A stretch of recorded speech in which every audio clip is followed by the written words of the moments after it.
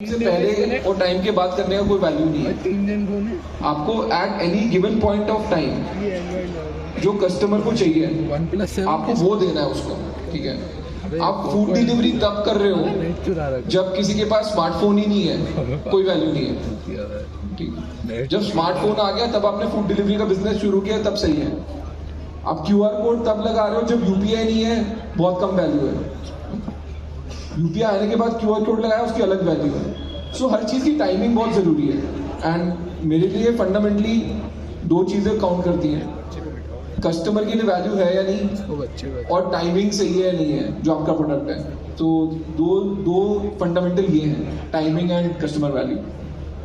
Sir जैसे आपने बोला कि नौकरी छोड़ दो और फिर 2 साल माँ बाप ने पाला है, 2 साल और पाल लेंगे। तो सर अभी तो माइंडसेट एज अ स्टूडेंट, जब माँ बाप ऑलरेडी पाल रहे हैं तो ये होता है कि पैसे की टेंशन है कि चलो यहाँ इन्वेस्ट कर लेते हैं, वहाँ इन्वेस्ट कर लेते हैं।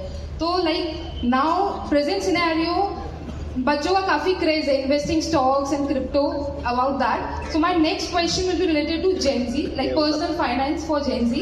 लाइक आजकल बहुत ज्यादा चैटर हो रहा है कि वो generating a good investment portfolio, like investing in stocks and all. So how students are newly working youth can learn personal financing and basically how money works.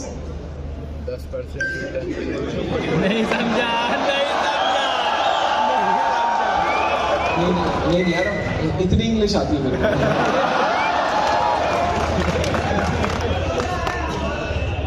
तो यार जेन जी के साथ तो बड़ी प्रॉब्लम है लाइफ में। तुम्हारे पास ऑप्शंस बहुत हैं, ठीक है। हमारे टाइम में थोड़ी सी ऑप्शंस कम थी, तो लाइफ सिंपलर थी। इजियर नहीं बोलूंगा, सिंपलर थी लाइफ, राइट। अभी जेनजी के पास ऑप्शन बहुत है। सो आपका डीमैट अकाउंट ऑनलाइन खुल जाता है, बैंक अकाउंट लिंक्ड है, पैसे डाले ऐप में, स्टॉक ट्रेडिंग शुरू कर दी। फ्रैक्शनल ओनरशिप भी आ गई, आपको 0.1 ऑफ अ शेयर भी ओन करना है, उसकी भी ऑप्शन है। तो सबको तो एंड इंटरनेट है, तो आप YouTube में 4 वीडियो देख लो पर्सनल फाइनेंस पे, तो हर बंदे को लगता है मेरे को सब कुछ आ गया, मेरे को टेक्निकल्स ऑफ इन्वेस्टिंग भी आ गए, मेरे को पता है क्या खरीदना है। ठीक है, साला मेरे को तो आज तक क्रिप्टो समझ नहीं आया, ठीक है। पर यहाँ पे बहुत महारथी होंगे क्रिप्टो के, ठीक है। पैसे किसी ने नहीं बनाए होंगे।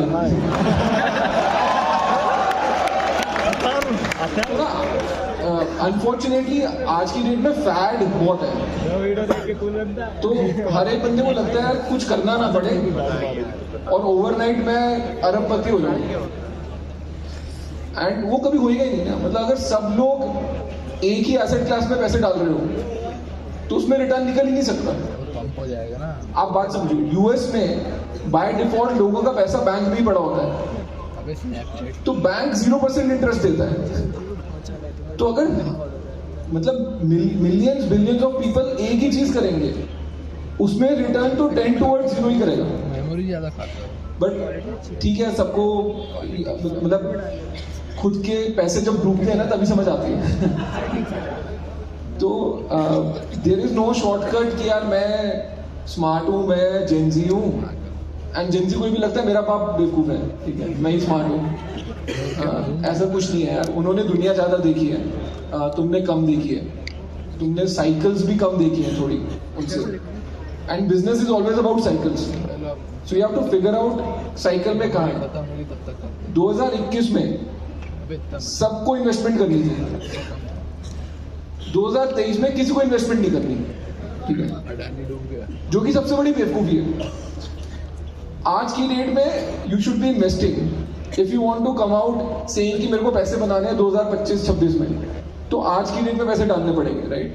बट काउंटर इंट्यूटिव होता है ना, बिकॉज फेयर टेक्स ओवर। बंदे को डर लगता है, पागल हो गया, अभी तो सारे स्टॉक डूब रहे हैं। तो भाई जब ऊपर जा रहे थे तब खरीदने में फायदा है, जब नीचे जा रहे हैं तब खरीदने में फायदा है। नीचे जाने में बट आई वुड थिंक कि जितना पैसा तुम्हारे पास अभी है ना, उससे तुम्हारी लाइफ नहीं चेंज हो सकती। तो इन्वेस्टिंग में भूल जाओ, कुछ काम कर लो। अगर काम करके कुछ बनाओगे तो उससे कुछ और निकल जाएगा। लगता है काफी सारे डीमैट अकाउंट्स के एप्लीकेशन आएंगे। वैसे सब टॉपिक्स